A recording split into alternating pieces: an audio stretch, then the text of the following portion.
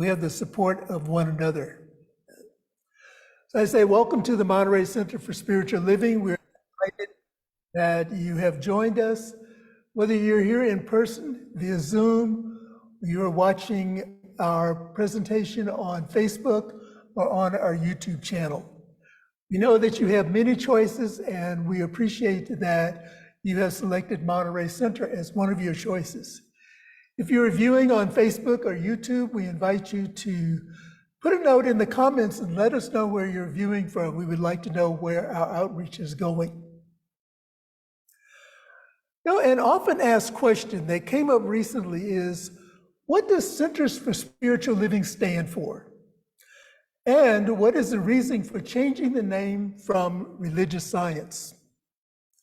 Of course, there are multiple reasons for the name change, some of which are a new identity when the former RSI community and the former United community, after a 50-plus year philosophical break, reunited. And so a new identity came out of that integration process. Also, there are cultural and political restrictions outside of Canada and the United States that have a restriction on the use of the term religious science. Spiritual centers are much more applicable. And then there's often the confusion with Christian Science and with Scientology. However, the important thing is that we continue to teach religious science. And this was embedded in the question, Centers for Spiritual Living, that doesn't really say what we are.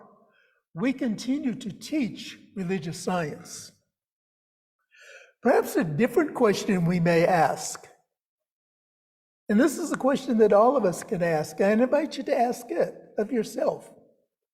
Do I practice religious science? Universal principles of truth. It's one thing to teach it. It's another thing to embody it and practice it. For me, practice is a demonstration of how life shows up for each one of us. And a real personal demonstration of the practice last week was the love of the spiritual community that extended to me with birthday wishes, cards, gifts, and cakes. Now, I didn't get a chance to taste the cake. You know the drama that occurred. I brought another one.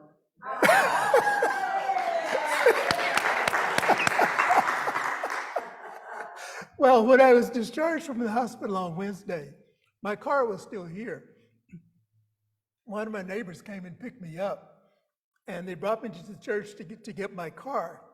So I came in and they said, "Are you gonna be okay?" I said, "Yeah, I'm fine, I'll be okay." So when I entered, the first thing I did was made a beeline for the kitchen. Open the refrigerator, no cake.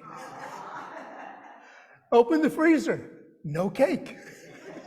I go, come on, Now, thank you, Denise, for bringing another cake to celebrate with the community, because I don't need one on my own. My health and well-being, nor my trainer would approve of it. And so what is way more important than the cake, all joking aside, is the healing prayers, the love, and the overall kindness that was extended to me during my unplanned stay in the hospital.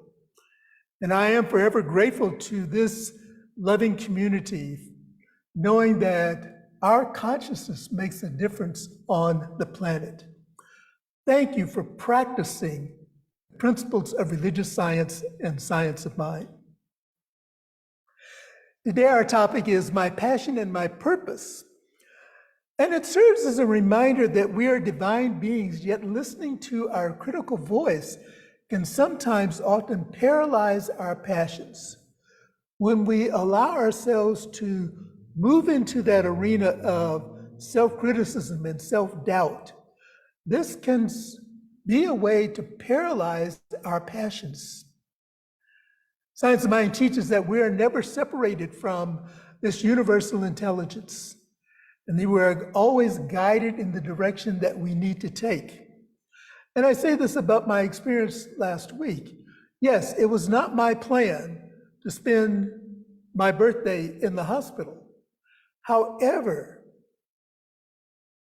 as I reflected on how life shows up, I was in the right place that I was to be at that time.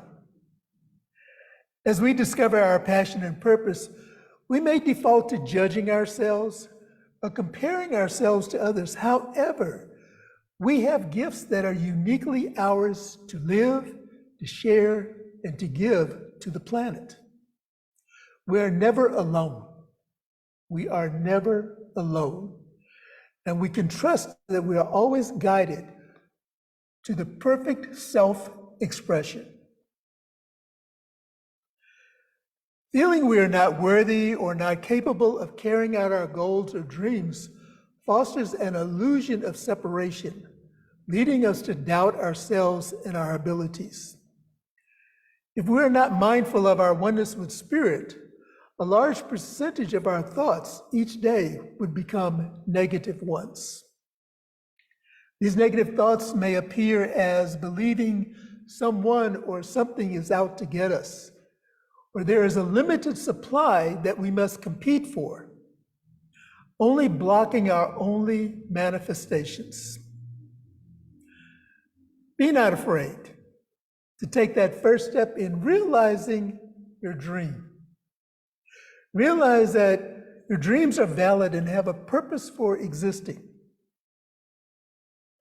Current conditions do not reveal the truth of the situation.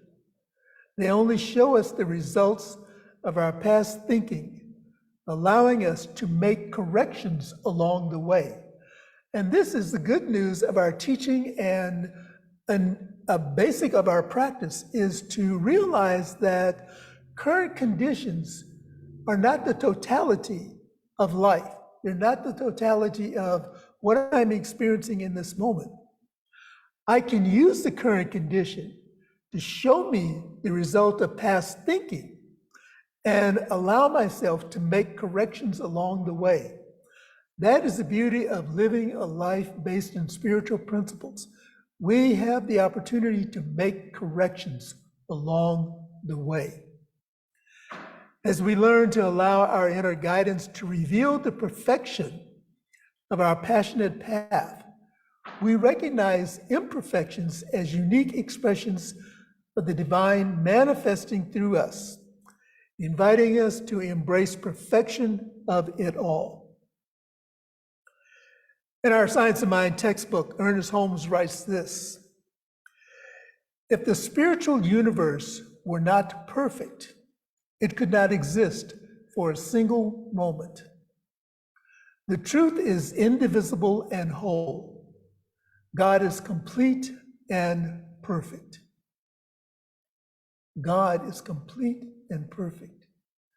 And as spiritual beings living in this human experience, we're always perfect in the mind of this infinite intelligence. The software company Intuit gives a special reward for the best failure and creates failure parties to celebrate them. Imagine that. An organization that encourages failure and celebrates the failure. Intuit co-founder Scott Cook states, every failure teaches something important that can be the seed for the next great idea. Every failure can be the seed for the next idea. And it brings me back to one of the teachings of spiritual principles in Science of Mind, and that is our mental molds. And it took me a long time to really embrace and grasp that concept. But mental molds are mainly where we find ourselves in any given moment. And we can allow ourselves to be stuck in this moment with the current thinking and the current experiences that we have, or we can expand that. We can expand our consciousness. We can expand our prayer life. We can expand our meditation practices, creating a larger mold for more to come in, creating the seed for the next great idea to always be prevalent. Google also offers a reward for making mistakes and taking risk. Both companies recognize that lessons come out of discovering what doesn't work. Many of us find ourselves, no, not many of us, I'm not going to qualify that. There are situations where I experience myself and others saying, we've tried this and it doesn't work. Let's be open to the new seed for a great idea and look at it from a different perspective. Let's look at what did not work and turn that around to what is the possibility here. Now, I don't know about you, but up until recently, my path did not allow for or reward mistakes. Some of you may be aware, I previously worked in the insurance industry, and the particular area that I worked in was with contracts and endorsements. And the language had to be very exacting. Otherwise, we'd be ripped apart in court. And there are some other activities that I was involved in working in corporate compliance, where the various states that we operated business in mandated that things be done exactly as outlined in the particular codes and laws for that particular state. And for those of you who are not familiar with the industry, it is very highly regulated. So again, there is no room for error. Error can be very costly. Thank God for science of mind. Thank God for a new outlook. Thank God for a new reality that wherever I show up as I am. And I can remember and I can know that current conditions do not define the truth of who I am. There's a wonderful book that I read a couple of years ago with the book study group that I was a part of. And the title of the book is Rejection Proof: How I Beat Fear and Became Invincible Through 100 Days of Rejection. Some of you may be familiar with this book. The author is Jai Jain. And he shares the story of growing up in Beijing, China, and being taught in school to be a model worker and a building block for the growth of the nation. Early on, however, in his life, he recognized being a model worker had never been his dream. Ever since I was little, I fantasized about being an entrepreneur, says Jai. And so at the age of 16, he had an opportunity to come to the United States as an exchange student and finish high school, with the opportunity to stay on and attend an American college. And so as he was completing his undergraduate, or during his undergraduate years, an idea percolated within him, and he drew a set of plans and sort of an outline of what it is that this would realize for him. And it was his first entrepreneurial idea. He had an uncle who lived in San Diego that he really admired and respected and looked up to. But he was also afraid of this uncle because of his sternness. However, he wanted his uncle's approval. So he presented this idea to his uncle. And his uncle rejected the idea and put him down for having such an idea and said, you should focus on your grades. You should focus on getting a job in technology. This is where the future lies. And so as a result, Jai put this idea away and focused on getting good grades through the remainder of his undergraduate and graduate school. Not living up to his dream to be an entrepreneur continued to haunt him in a way, if you will. And so what he decided to do was experiment. And he continued to experiment with different ideas, thus leading to 100 days of rejection. And so I encourage you to read the book to see his story and the various techniques that he tried his hand at being an entrepreneur. So fast forward to towards the end of the book, there's a section entitled Finding Freedom. And he shares having the courage, after having experienced success, he finally now has the courage to call his uncle. And yet, he's fearful of the response. And so as a way of building himself up and pumping himself up for this call, he said, if I can stand on stage in a large auditorium in front of thousands of people, I can make this call. And so he called his uncle and asked his uncle why he had rejected his idea. And his uncle replied, well, after somewhat of a pause, he said, I didn't like the idea. I didn't think it would work. This is an example of how what I call dream stealers come into our lives. When we share a dream or a vision and they shut it down because they don't think it would work for them.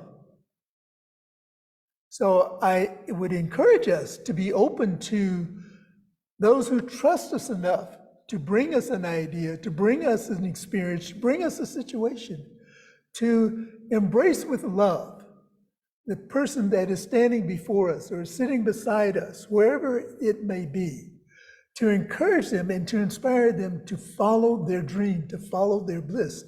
This is how we discover our passions. The concluding lesson in the book is detachment from results.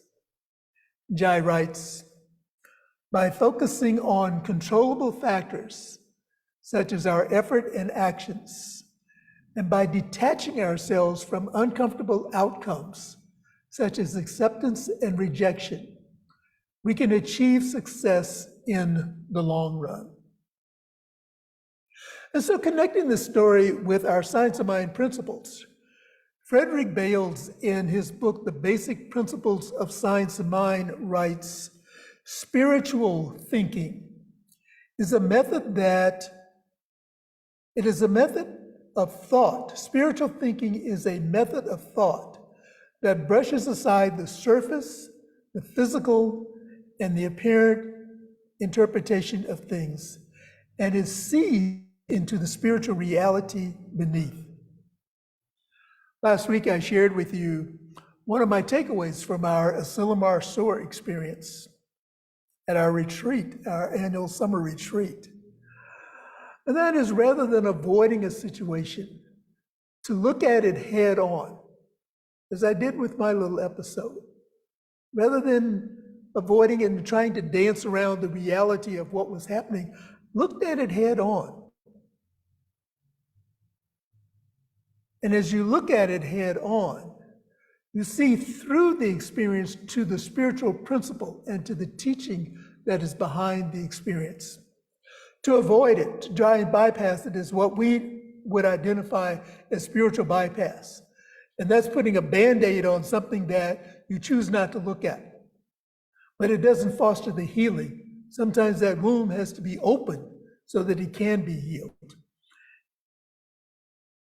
When we step out of our comfort zone, we are open to the growth and expansion, and we encourage others to believe, and we have the courage to believe in our project or our dream. Perspective gives us an opportunity to see the perfection in all events and in all creations. Christian Sorensen, one of our spiritual leaders in the Science of Mind movement, writes this in his book, Living from the Mountaintop. When you are too close to something, it's impossible to see the larger picture. The defense system of our myopic vision will keep you outside the norm and accept peer projection. That's another way of saying if we keep our view very narrow and confined within a small space, we don't see a bigger picture. So the encouragement here and the support is to move to that mountaintop, to expand our vista. I'm reminded of the Polaroid cameras. When you took the flash, you took the picture, waited for a time for it to develop. This is where we find ourselves sometimes in situations where it's blurry, and then it becomes a little bit clearer and a little bit clearer. And as we were waiting for the photo to fully develop from that Polaroid, we didn't toss it out because it was still blurry. We waited to see the finished project. Sometimes we had to do a retake, but we waited to see the retake. If you look closely at an intricate tapestry, you might see it as a mangled mess of yarn and fabric, making no sense or design whatsoever. If you step back, and look at the view, look at the broader expanse of this tapestry, you will discover a bigger picture and see how things are woven together in a perfect pattern. This is how our lives are. This is what we come into this philosophy and this teaching, to remember our wholeness, to take ourselves back to that place in consciousness where we know that everything is in divine right and perfect order. And if I took a side step, if I took a backward step, if I took a step too close, that the imperfection showed up, I can learn from that imperfection by taking a step back, remembering the truth of who I am, and recognizing that we alone know the purpose and the reason behind each thread and color in the tapestry of our own lives. And so our practice and call to action for this week: practice daily meditation and non-judgmental observations of yourself. In your meditation, see the non-judgmental objections of yourself as a whole being living the spiritual life. Engage in something if you think you messed up, versus thinking negatively about yourself. Oh, there I am again, being me. Permit yourself to be your authentic me. It's okay to mess up. Give yourself permission to mess up. In fact, let's say that together. It's okay to mess up. It's okay to mess up. Question long-held beliefs and ask, am I holding on to these because they are fear-based? Ask that question. Recognize this is an opportunity to move into an expansion by boldly stepping out and taking risk. Each day, make a mistake or fail at something that expands your being. Take that bold step. Step into the knowing that each passion we have is assisted with the perfect pattern activated at birth. The universe expands by playing and creating through our unique, perfectly imperfect human form. I invite us now to say our affirmation together. In fact, I will say it, and then I'll invite you to say it along with me. I am a spiritual being living my perfect human experience. Let us say that together. I am a spiritual being living my human experience. So I invite us to take a breath together and release. Let's take in another collective breath and release. As we go within to that place where we know perfection always is, I begin this prayer with an excerpt from 365 Days of Richer Living by Ernest Holmes and Raymond Charles Barker. Today, the unlimited health of God is mine. Today, the unlimited abundance of God is mine. Today, the unlimited love and peace of God are mine. These I affirm as present facts, and I expect immediate results. I dismiss all belief that it takes time to accomplish what I want to do. I know that mind, spiritual mind, acts through my consciousness as I determine it shall be. I have decided that God's action is mine now, and my demonstration is not only in process, it is now complete. I accept with thanksgiving the full demonstration of my heart's desire. And as we continue to know this truth, that there is only one life, that life is God's life, that life is whole, perfect, and complete. It is a life that I am living, and it is a life of everyone that is here in our center, joining us via Zoom, watching us via Facebook or YouTube. It is a life of everything that there is. And so out of this perfect life, I speak my word, declaring peace and harmony and love and joy and healing for our entire planet. Remembering those places on the planet where there is devastation, recognizing that out of the ashes, a new phoenix arises, a new beginning, a new opportunity to have a different vision.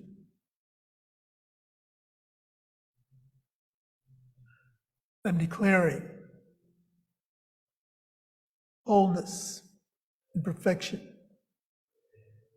in our body temple and in the body of our affairs, knowing that as we remember our oneness with Spirit, everything, absolutely everything works for our highest and best good.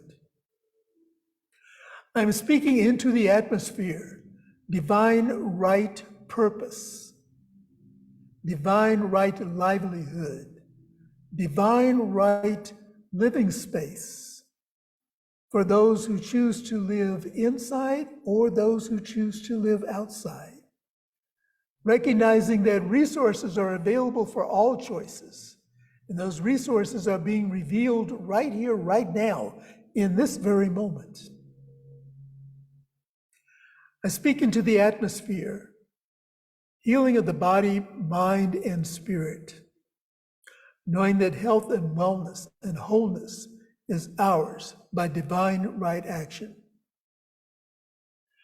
I bless places where people are gathering in the name and nature of the one life, the spiritual energy, however it is identified, recognizing that there are points where our paths are parallel, there are points where our paths may intersect, and there are points where our paths may not even be known to one another. And yet, on this journey of awakening, on this journey of going back to source, I know that everything, absolutely everything, is unfolding as it should be. And for this, and for so much more, I am eternally grateful. Releasing this word into the activity of love and law, knowing that love propels the law into action. I just allow it to be. And I invite you to affirm this with me as we say together, and so it is. And now is our opportunity to share in the flow of the abundance of the universe. We have an statement of abundance that I would like for us to read together at this point. I recognize the presence of God within as the source of my abundance. Out of my abundance consciousness flows everything I could desire in life.